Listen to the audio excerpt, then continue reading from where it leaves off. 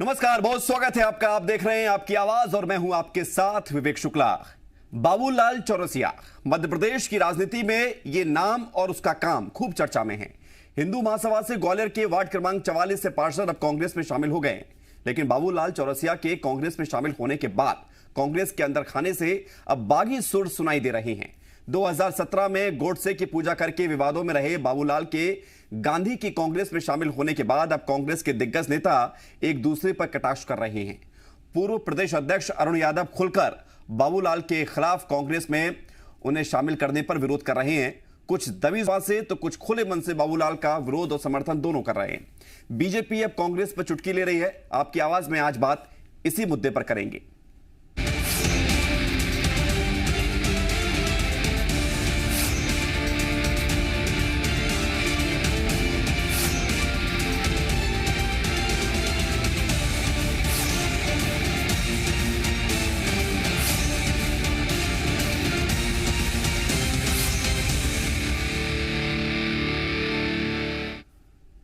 आपकी आवाज की शुरुआत करें, चर्चा करें उससे पहले आप ये जान लीजिए कि 25 फरवरी को कांग्रेस में शामिल हुए बाबूलाल चौरसिया को लेकर आज हुआ क्या है। खबर बुरहानपुर से सामने आई, जहां इंदौर इच्छापुर स्टेट हाईवे पर कांग्रेस कार्यकर्ताओं ने प्रदेश कांग्रेस प्रभारी मुकुल वासनिक का काफिला रोक लिया। मुकुल वासनिक के साथ गाड़ी में अरुण यादव भी मौजूद थे, जिसके बाद कार्यकर्ताओं ने अरुण यादव मुर्दाबाद के नारे लगाने शुरू कर दिए। गाड़ी रोकने वाले महापौर के लिए टिकट के दावेदार बताए जा रहे हैं। नारेबाजी के बीच मुकुल वासनिक गाड़ी से उतरे और कार्यकर्ताओं से बात की। इसके बाद उन्होंने कमलनाथ जिंदाबाद के नारे लगाए। मुकुल वासनिक और अरुण यादव जिला स्तरीय कांग्रेस कार्यकर्ता सम्मेलन में शामिल होने के लिए आए थे।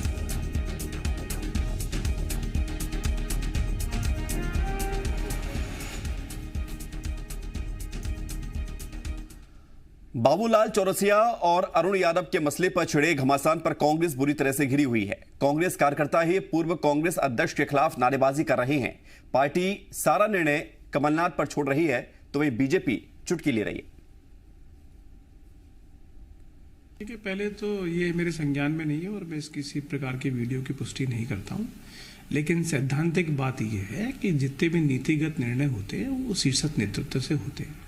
और आज कमलनाथ जी चूंकि हमारे अध्यक्ष हैं, तो हमें लगता है कि जो भी उनकी आज्ञा होगी, जो भी उनका आदेश होगा, वो ही पूरे कांग्रेस को सिरोधार। कांग्रेस अपनी राजनीतिक रोटियां सेकती रही। आज उन्हीं महात्मा गांधी के हत्यारों के प्रत्यक्ष पुजारियों को अपने संगठन में शामिल करने के बचाव में यह कृत्य किया जा रहा है। मुझे लगता है कि कांग्रेस के लिए अब गांधीवाद प्रासंगिक नहीं रहा है और जिन लोगों के दामन में 1984 के सिख दंगों के छींटे हों, उनसे राजनीतिक रूप से हत्यारों का महिमा मंडन और हत्यारों के पुजारियों का महिमा मंडन ही अपेक्षित हो। बाबूलाल चौरसिया के कांग्रेस में शामिल होने पर सबसे पहले अरुण यादव विरोध में आए।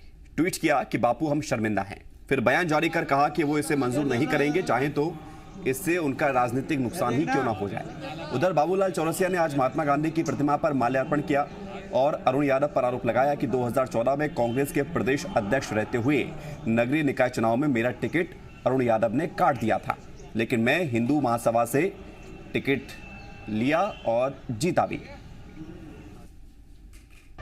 गांधी के हत्यारे गोडसे का मंदिर बनाना, उसकी पूजा अर्चना करना और फिर उसको गांधी की विचारधारा से मेल मिलाप कराना, ये मुझे उचित नहीं लगा।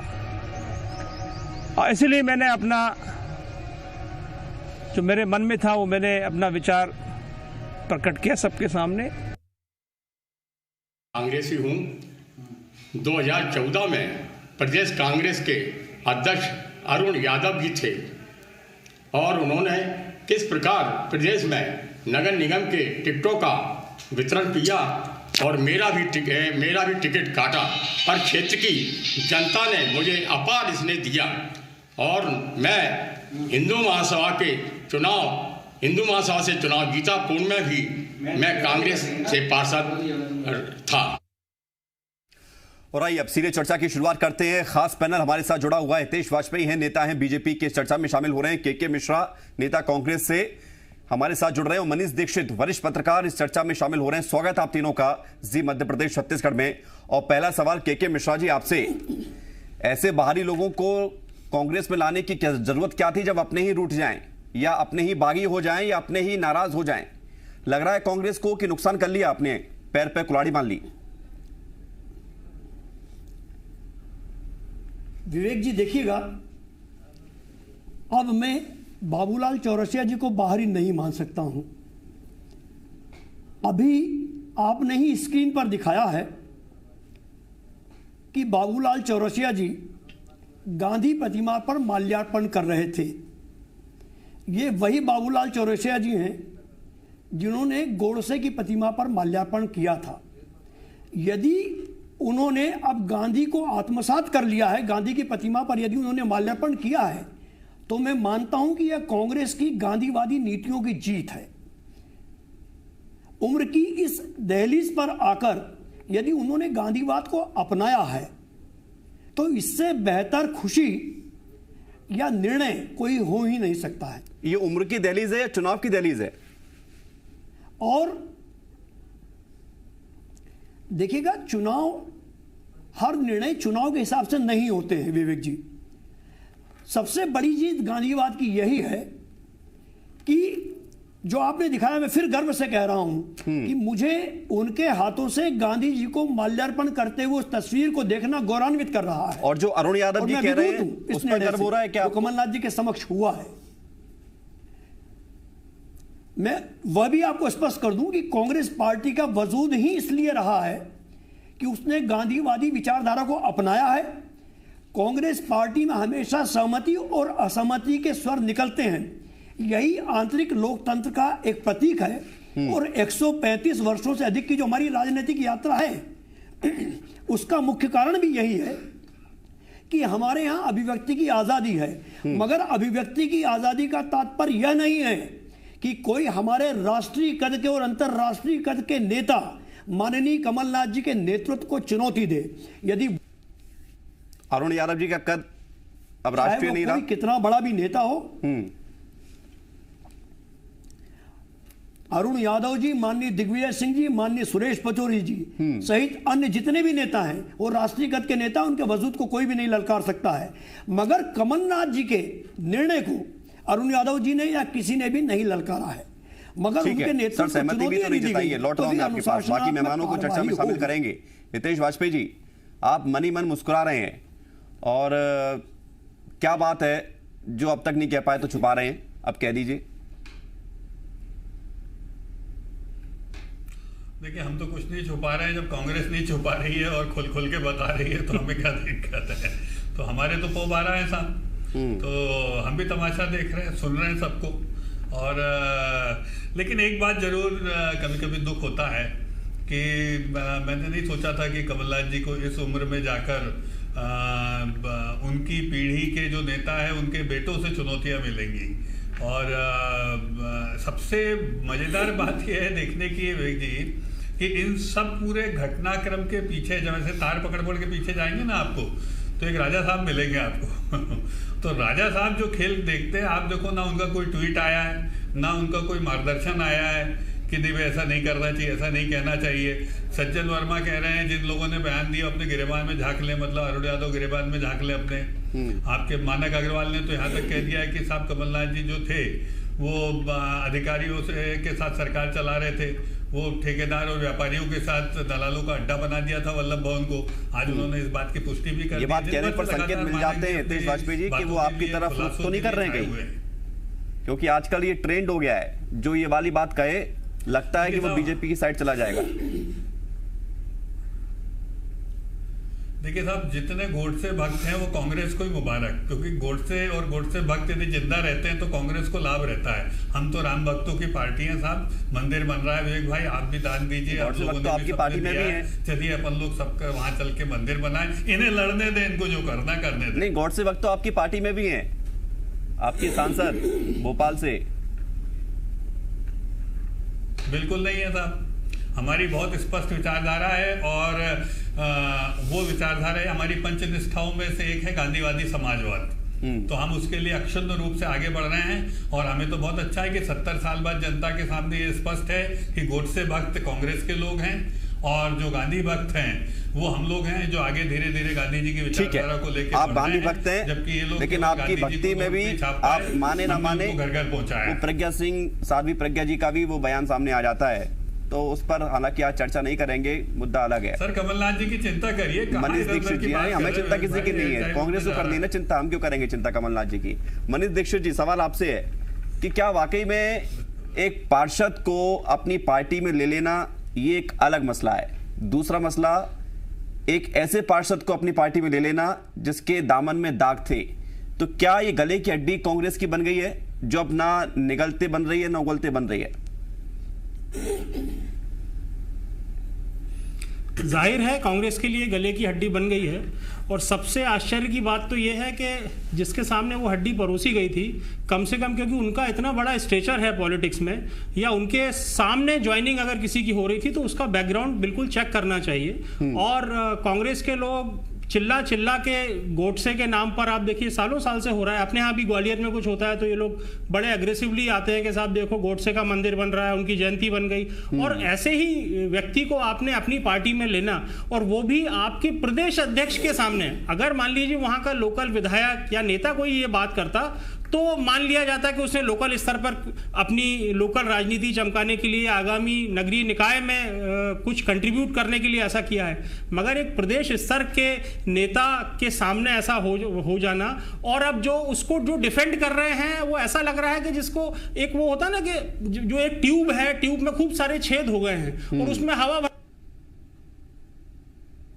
बिल्कुल। चलिए एक एग्जांपल देता हूं, आप देखिए बीजेपी और कांग्रेस में जो डिफरेंस है, 1-2 महीने पहले बीजेपी में उत्तर प्रदेश में कपिल गुज्जर का नाम के प्राणी आ गए थे। कपिल गुज्जर वही थे जिन्होंने शायद बंदूक लहराई थी दिल्ली में। जब ये बात सामने आई तो बीजेपी को वक्त नहीं लगा, 4-6 घंटे में उनको पार्टी से बाहर कर दिया गया। और मध्य प्रदेश में पिछले 3 दिनों से सब इशू को छोड़कर जो विपक्ष है उसका भी अब यही है कि कमलनाथ सही है या कोई कमलनाथ के पक्ष में है या उनके विपक्ष में है। जो मूल मुद्दे हैं विपक्ष के जो सामने दिख रहे हैं, आज 99 रुपए 21 पैसे पेट्रोल हो गया है और आप लगे हो कि साहब कमलनाथ सही है कि कमलनाथ गलत है, तो ये विचार शून्यता की तरफ कांग्रेस जा रही है। ठीक है, के मिश्रा जी, अब सवाल आपसे। कांग्रेस अक्सर ये बीजेपी पर आरोप लगाती थी कि बीजेपी के पास एक वॉशिंग मशीन है, दागी नेता कोई भी उनकी पार्टी में जाता है तो साफ होकर एकदम से स्वच्छ होकर उनकी पार्टी में चला जाता है और फिर बीजेपी उस पर कोई कार्रवाई नहीं करती, ना आरोप लगाती है। तो क्या कांग्रेस का भी वही हाल हो गया है? कांग्रेस के पास भी वो वॉशिंग मशीन ऑर्डर कर ली क्या आपने ऑनलाइन? देखिएगा, ना हमें वॉशिंग मशीन की जरूरत है ना किसी अन्य चीज की जरूरत है। भारतीय जनता पार्टी में वे लोग गए एक लोकतांत्रिक ढंग से निर्वाचित सरकार को गिराकर जिनकी कीमत लगी थी। बाबूलाल चौरसिया जी की कोई कीमत नहीं लगी है, वैचारिक कीमत थी जो उन्होंने कांग्रेस पार्टी को समर्पित की है। और कहा तो यह भी जाता है कि बड़े से बड़े अपराधी भारतीय जनता पार्टी में जाकर शंकराचार्य का दर्जा प्राप्त कर लेते हैं, तो तब इस तरह का रोष क्यों नहीं उत्पन्न होता है? मैं फिर कह रहा हूं कि जिसने अपनी वैचारिक प्रतिबद्धता को त्याग कर हमारे साथ जुड़ने का संकल्प लिया है, और आप पंडित जी एक मिनट,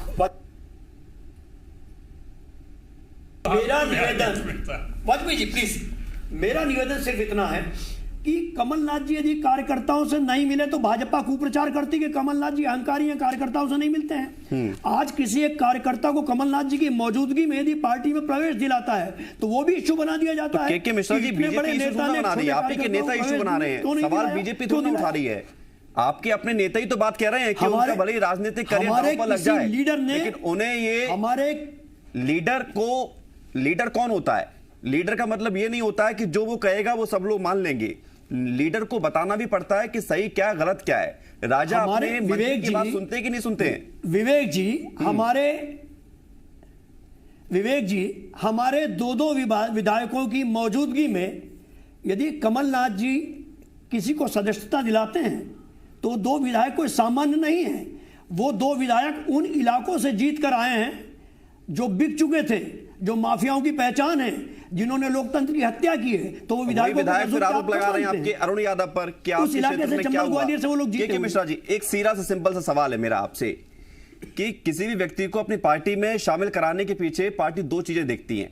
एक तो पार्टी का हित सर्वोपरि होता है कि पार्टी को इससे कितना फायदा होगा, दूसरा ये कि भविष्य की क्या संभावना नजर आएंगी।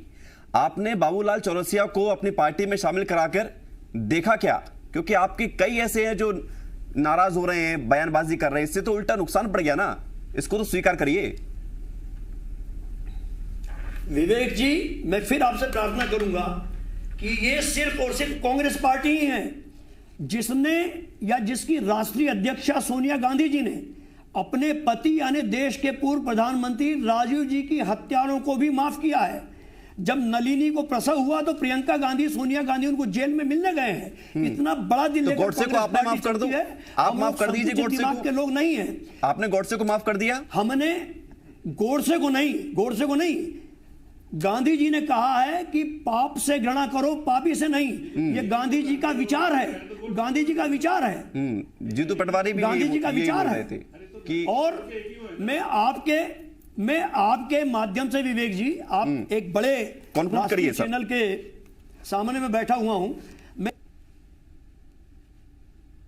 ठीक लौट रहा हूं आपके पास। भविष्य के लिए विश्वास कर दूं। कुछ कहना चाह रहे हितेश जी? आ रहा हूं के मिश्रा जी आपके पास, आपकी आवाज बीच में रुक गई थी। हितेश वाजपेयी जी बोलिए। मैं बस यही कहना चाहता हूं कि जब गांधी जी की बात को मानकर आपने नलिनी को माफ कर दिया और उनको महान बना दिया सोनिया जी को, तो भाई आपका सवाल बिल्कुल सही, फिर गोडसे जी को भी माफ कर दीजिए और सबको ले लीजिए, उसमें क्या दिक्कत है? क्यों अपन इतना लंबा पुराना विवाद छोड़िए, साहब हो गई घटना, माफ कर दीजिए उनको। वो भी माफी मांग रहे हैं, उनके अनुज माफी मांग रहे हैं, आपकी पार्टी में आ रहे हैं, पैर धो रहे हैं, चरण छू रहे हैं। आप देखिए पानी पी पी के उनका बचाव कर रहे हैं और अरुण यादव को बेकार बोल रहे हैं, उनके पिताजी ने जीवन लगा दिया। ये हम नहीं बोल रहे हैं, ये हम नहीं बोल रहे हैं। नहीं, उनकी विचारधारा ठीक नहीं है। मानक अग्रवाल पानी पी पी के कोस रहे हैं। फिर उसके बाद लक्ष्मण सिंह जी ने मुहर लगा दी कि कमलनाथ जी, हे कमलनाथ क्या कर रहे हो भाई? तो उनकी वो प्रश्न, तो मुझे लगता है साहब अपनी पार्टी के अंदर समझाना है, हमारा कोई अच्छा शंकराचार्य जी को आप देखिए जबरदस्ती विवाद में लेके आ गए, कहां अपन गोडसे जी ठीक बात कर रहे थे, आपने बोला शंकराचार्य जी आ गए। तो मुझे लगता है कांग्रेस एक मजाक के दौर से गुजर रही है और कमलनाथ जी के नेतृत्व को बड़ी चुनौती अंदर से ही मिली है। अब देखना है ये जम्मू जाते हैं नहीं, तो कमलनाथ जी तो बार बार कहते हैं कि उनकी लड़ाई बीजेपी से नहीं कांग्रेस से ही है, निकाल पाते, वो तो अपने आप में लड़ाई मानते हैं। के मिश्रा जी, तो जो कमलनाथ जी बार बार कह देते हैं कि उनकी लड़ाई बीजेपी से नहीं कांग्रेस से ही है, क्या ऐसी घटनाओं से उन्हें लगता है कि लड़ाई अपनों से ही है? थोड़ा विवेक जी, थोड़ा सा सुधार कीजिएगा, हो सकता है आपको थोड़ा कंफ्यूजन हो। कमलनाथ जी ने ऐसा कभी नहीं किया है। कमलनाथ जी ने बार बार यह जरूर कहा है कि हमारी लड़ाई भारतीय जनता पार्टी से नहीं, उसके संगठन से है, और ये यथार्थ है। और मैं आपके माध्यम से उन लोगों के दर्द को भी दूर कर देना चाहता हूं कि 2023 का चुनाव भी हम कमलनाथ जी के छाते के नीचे ही लड़ेंगे, क्योंकि 2018 में एक वही इतनी बड़ी छतरी थी जिनके नीचे सारे नेताओं ने एक होकर 15 साल के संघर्ष के बाद हमने भारतीय जनता पार्टी से या उसके कुशासन से इस प्रदेश को मुक्ति दिलाई है। और 2023 का चुनाव भी हम तभी जीत पाएंगे, भविष्य बताएगा। मनीष दीक्षित जी, आखिरी कमेंट आपसे। हमारे बीच रहेंगे क्योंकि उनके कद का कोई नेता नहीं है। ठीक है, मनीष दीक्षित जी, यादव जी को आप सूचना दे दीजिए, हम सब उनके साथ रहेंगे, सारे लीडर उनके साथ रहेंगे। मनीष दीक्षित जी, सवाल ये है 2018 में डॉक्टर साहब, क्या वाकई में प्रदेश की जनता इतनी भोली भाली है कि वो ये सोचकर रह जाएगी चलो ठीक है कोई कांग्रेस में गया, बीजेपी में गया, या वाकई में पार्टियों के अंदर स्थिति कमोबेश एक जैसी ही है, कोई किसी लेवल पर कोई किसी लेवल पर, लेकिन डाक के तीन पास सभी हैं?